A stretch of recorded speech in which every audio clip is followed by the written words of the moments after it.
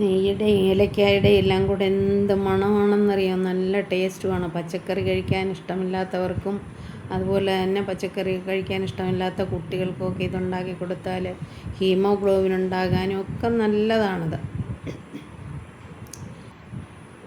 നല്ല മൃദുവാണ്. നെയ്ക്കകത്ത് കിടന്ന് ഇതെല്ലാം വെന്ത് റെഡിയായപ്പോൾ അതിൻ്റേതായൊരു ടേസ്റ്റ് പ്രത്യേകിച്ച് പറയേണ്ടതുണ്ട്. ഒന്ന് ചെയ്ത് നോക്കണേ.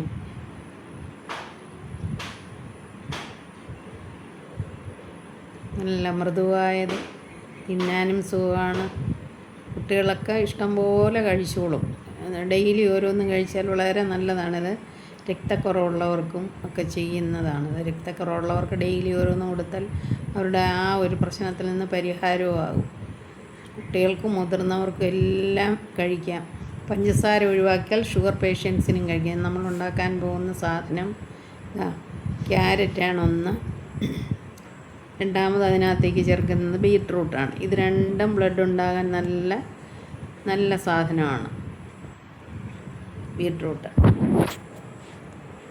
കുറേശ്ശെ എടുത്ത് ചെയ്ത് നോക്കുക. ചെയ്ത് ഗുണമാണെന്ന് നിങ്ങൾക്ക് ചെയ്യാൻ പറ്റുന്നുവെങ്കിൽ അളവ് കൂട്ടിയെടുക്കുക.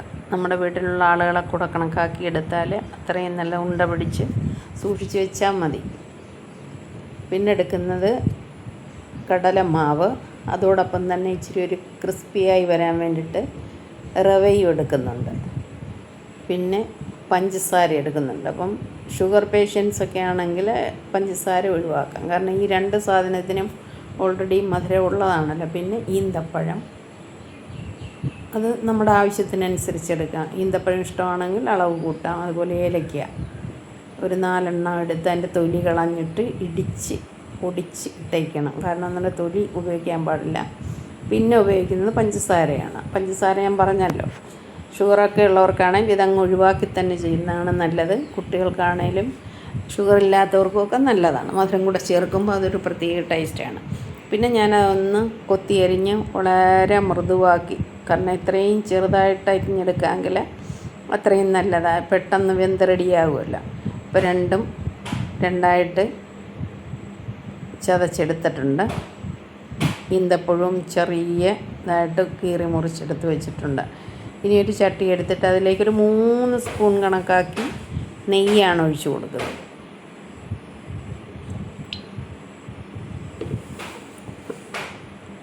അതിനകത്തേക്ക് നമ്മൾ അരിഞ്ഞു വെച്ചിരിക്കുന്ന ആ 2 സാധനവും യഥാക്രമം ചേർത്ത് കൊടുക്കുക. ആദ്യം ഒന്ന് ചേർത്തിട്ട് ഒന്ന് ചിക്കി കഴിഞ്ഞിട്ട് വീണ്ടും മറ്റതും കൂടെ ചേർത്ത് കൊടുക്കുക. ഈ ഓരോരോ സാധനങ്ങളും കൊണ്ടും നമുക്കിങ്ങനെ ഉണ്ടാക്കി വയ്ക്കാം. പക്ഷെ രണ്ടും ചേരുമ്പം രണ്ടിൻ്റെയും ഗുണം കിട്ടുമല്ലോ. ആദ്യം ക്യാരറ്റ് ഇട്ട് കൊടുത്തതിന് ശേഷം ബീറ്റ്റൂട്ട് ഇട്ട് കൊടുത്തു. തിരിച്ച് വേണേലും ചെയ്യാം. ആദ്യം ബീറ്റ്റൂട്ട് ഇട്ടാലും കുഴപ്പമില്ല. അപ്പം ഞാൻ ആദ്യം ക്യാരറ്റാണ് ഇട്ട് കൊടുത്തത്. അപ്പം നിങ്ങളും നിങ്ങളുടെ ഇഷ്ടാനുസരണം എന്താണോ ഇട്ട് കൊടുക്കുക. ഇനി ബീറ്റ്റൂട്ട് ഇട്ട് കൊടുക്കുന്നു.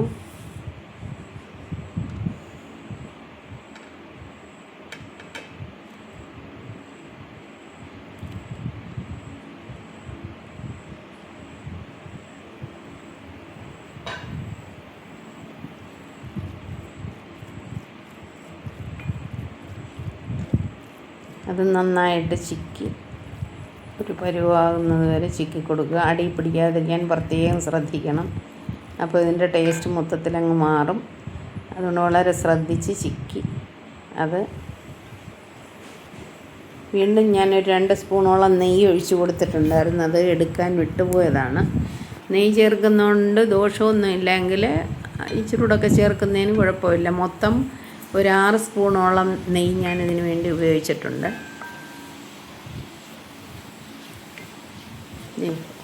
ഏകദേശം വേവായി വരുന്നുണ്ട്. ഇനി ഇതിലേക്ക് വേണ്ടുന്ന മറ്റ് സാധനങ്ങളോട് നമുക്ക് ചേർത്ത് കൊടുക്കാം. പൊടി കുറേശ്ശെ ഇട്ട് നമ്മൾ ഒന്നിച്ച് തട്ടിയിടരുത്. കുറേശ്ശെ ഇട്ടിട്ട് യോജിപ്പിച്ച് കൊടുക്കണം. കുറച്ചിട്ടിട്ട് ഒരു പരുവാകുമ്പം വീണ്ടും ഇട്ട് കൊടുക്കുക. അങ്ങനെ ചെയ്യുള്ളൂ. ഒറ്റയടിക്ക് ഇട്ട് കൊടുക്കരുത്. ലേശം ഇട്ട് നമ്മളിങ്ങനെ ചിക്കി എല്ലാ ഭാഗത്തും അതാകുന്നത് വരെ അനക്കി കൊടുത്തുകൊണ്ടേയിരിക്കണം. അടി പിടിക്കാതിരിക്കാൻ പ്രത്യേകം ശ്രദ്ധിക്കണേ.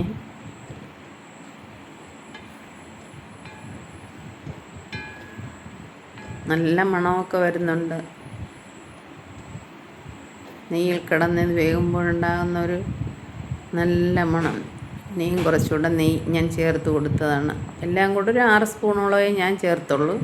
നിങ്ങൾക്ക് വേണമെങ്കിൽ ആ കൂടുതലും ചേർക്കാം.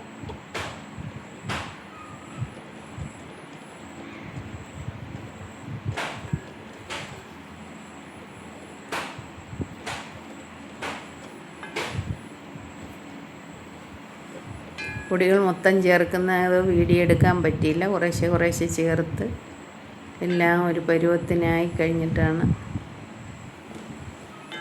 നമ്മളത് ഇറക്കി വയ്ക്കുന്നത്. അപ്പോൾ ഇതിനോടൊപ്പം തന്നെ നമ്മൾ ചേർക്കാനുള്ള ഈന്തപ്പഴം എടുത്തത് ചേർക്കണം. അതുപോലെ ഏലക്ക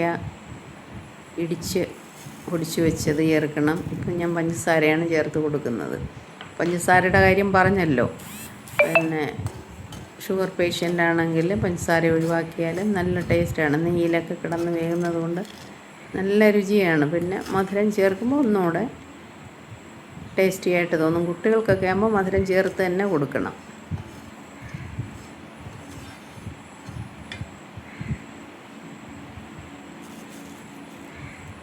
കുറേശ്ശെ ചേർത്ത് കൊടുത്ത് എല്ലായിടത്തും എത്തുന്നത് വരെ ചിക്കി റെഡിയാക്കുക.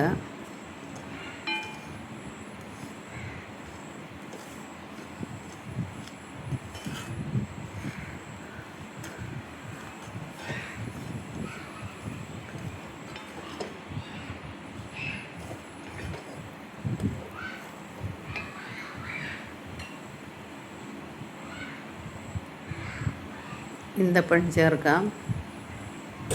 അതിനുശേഷം ഏലക്ക ചേർത്ത് കൊടുക്കാം. പിന്നെ ഇനിയൊന്നും ചേർക്കാനില്ല. ഇത്രയും സാധനങ്ങളേ ഉള്ളൂ. ക്യാരറ്റ്, ബീറ്റ്റൂട്ട്, ഈന്തപ്പഴം, പഞ്ചസാര, അതുപോലെ തന്നെ ഏലക്ക, നെയ്യ്. ഇത്രയും സാധനങ്ങൾ മതിയാവും. നെയ്യൊക്കെ മിക്കവാറും വീടുകളിൽ കാണുമല്ലോ. നെയ്യ് കാണും, ക്യാരറ്റ് കാണും, ബീറ്റ്റൂട്ട് കാണും. ഈ രണ്ടും കൂടെ വേണമെന്നും ഇല്ല, ഓരോന്ന് ചെയ്താലും മതി. രണ്ടും കൂടെ ചേർക്കുമ്പം വേറൊരു ടേസ്റ്റ്, നല്ല ടേസ്റ്റാണത്. കാരണം രണ്ടിൻ്റെയും ഗുണം നമുക്ക് ലഭിക്കും.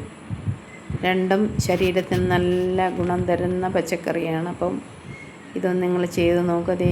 ഏകദേശം പാചകം തീർന്നിട്ടുണ്ട്. ഇനി ഇതിപ്പോൾ ഒന്ന് തണുക്കാൻ വയ്ക്കാം. അത് കഴിഞ്ഞിട്ട് നമുക്കത് ഉണ്ട പിടിച്ച് വയ്ക്കാം. നീ കണ്ടോ, നല്ല ടേസ്റ്റാണ്. നല്ല മണവും വരുന്നുണ്ട്. നല്ല മണമാണ്. കാരണം നെയ്യിൽ കിടന്ന് ഇതങ്ങ് വെന്ത്, അതുപോലെ ആ ഏലക്കയുടെയും കൂടെ ആയപ്പം നിങ്ങളൊന്ന് ചെയ്ത് നോക്കണേ, നിങ്ങൾക്കിഷ്ടപ്പെടും.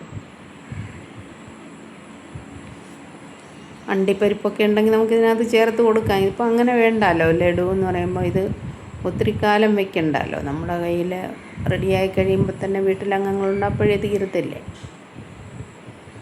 അണ്ടിപ്പരിപ്പൊക്കെ ചേർത്താൽ നല്ലതാണ്. Thank you for watching. Thank you.